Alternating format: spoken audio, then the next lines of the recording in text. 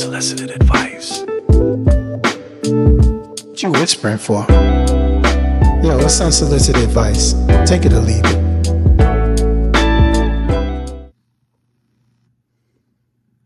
Don't you just love when you see something you like, just instantly? You instantly see something that catches your eye. Don't you just love that? It's like one of the best things in the world.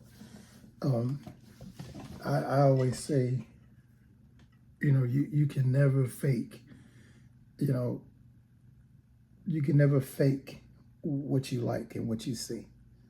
You can never fake that, especially that first moment of seeing it. People call it aesthetics. Now, aesthetics aren't just, how you fix your room or whatever. Aesthetics also applies to human beings. This is something that we tend to forget because, like I said, we can be very shallow creatures. We tend to, we like what we see first, and then we pay attention to all the red flags later. So, we fall in love with aesthetics. So, it's just one of those, like these glasses. I love these shades. I fell in love with them. They're aesthetically pleasing to me because I love the color green. So these are like black with hints of green. Well, it's mostly green, but it's got hints of black in it, and I love them. I love them. I wear them all the time. I'm gonna wear them right now because they're aesthetically pleasing to me. They make me feel good. So we fall in love with the aesthetics of people, how they look, how they move, sound, present themselves, because human attraction is, it's a sensory, it's emotional, and it's deeply tied to meaning. Physical appearance, it might be the first thing we notice, but it often reflects something bigger. How we feel, what we, reflects what we desire, who we think we are. And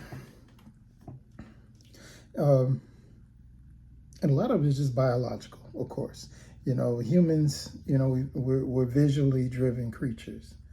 We evolved to respond to signals of health, fertility, strength, often visible in someone's appearance or body language.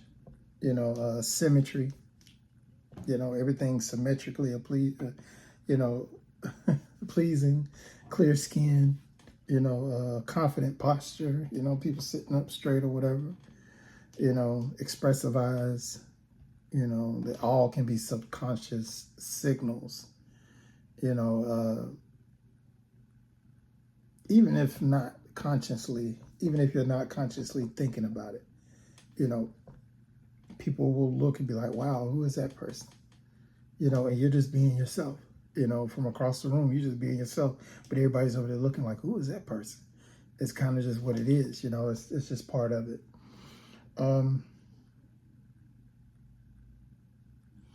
But aesthetics often trigger the feeling that this person is something special. We project onto beauty. When someone looks a certain way, we imagine them more kind or intelligent or powerful even. Even if we don't know them well, we immediately imagine them a certain way based on how they look. We judge them way too early. Their style, the personality, how someone dresses, moves, expresses themselves, visually, it becomes an extension of their identity. So we often fall for the aesthetic vibe because it aligns with, who we are or what we admire, like artistically, mysterious, edgy, maybe soft, something timeless, something bold. A person's aesthetic may say to you, wow, this person gets me, or I want to be a part of that person's world.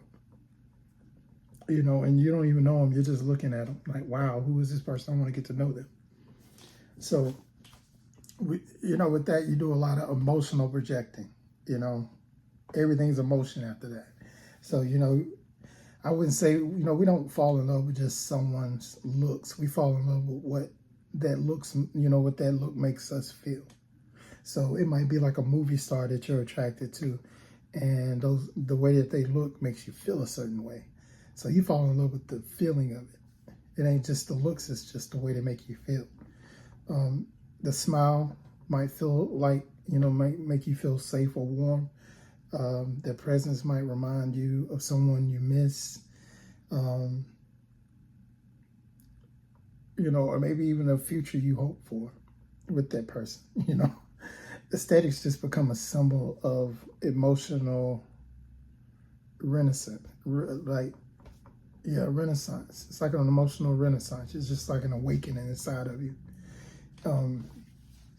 But it's a social and cultural conditioning. We're shaped by like movies, as I said, movie stars, music videos, even music. You might not even see the person, you just heard the music and it just, you're thinking about it. Magazines, social media, beauty standards, they're everywhere, or at least that's how we're taught. Often, unconsciously, we find certain features or certain styles attractive. Even trends will make you like something you normally wouldn't like. But since everybody else is on the trend, it makes you look at it and see it more until you like it. So when someone fits the mold, of a romantic ideal, we've been exposed to, we react strongly, even if we're not fully aware of the influence. Think of some of your favorite artists, some of your favorite people you're just attracted to based on, a movie you saw them in or music, and then look at how social media projects them. And that's what I mean by aesthetically pleasing. You're so used to the music and the movies, when they actually show who this person really is in social media, then it's like, are they still attractive, or have they done something to turn you off now that you've gotten to know them a little more intimately? We're not aware of the influence, until they do something we don't like. But a lot of that stuff is tied to fantasy and desire. So a person's aesthetic, it can embody, a fantasy version of what you deem as love or success, or maybe they just have a rebellious spirit that you connect to, or maybe they just make you feel free.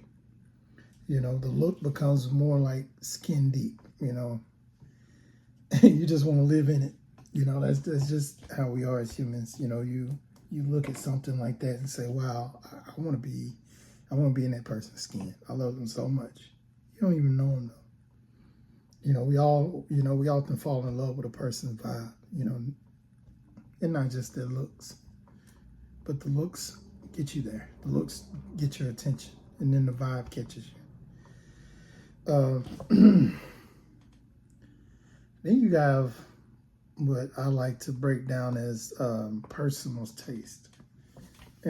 Everybody has their preference or personal taste. Musical art, just like music and art, people have different tastes in people. One person's idea of gorgeous or beautiful might not be another's, because our attraction is shaped by personal experiences, emotional wounds, and your subconscious, the things that you desire deep down.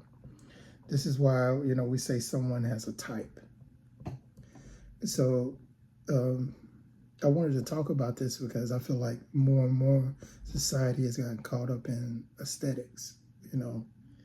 As soon as we see something, we take it as law. We take it as, oh my God, that's just the end all be all. But sometimes you have to dig deep to really get to know somebody, to really get to know who they are. You can't, you can fall in love with something until you really get to know it. And then it may not even be what you have dreamed up in your head. You have to get out of that fantasy and get back to reality. You know, we can get stuck on fantasies because fantasy feel good. It's just like if somebody smokes or drinks or goes to their favorite restaurant or goes to their favorite, lounge spot or coffee. You know, they get their favorite coffee or whatever. You know, you're going to go where something makes you feel good. And you're going to ignore all the red flags. You're going to ignore everything. You know, your favorite coffee is halfway across town and it's nothing but traffic. So you're going to ignore the fact that the traffic is going to make you late because you want what you want. You know, it's just human nature. There's nothing wrong with it. But you still have to be smart in the situation. Say, yeah, that looks good, but I don't know if it's good for me. But yeah, people can be aesthetically pleasing. But that's just my unsolicited advice. Take it or leave it.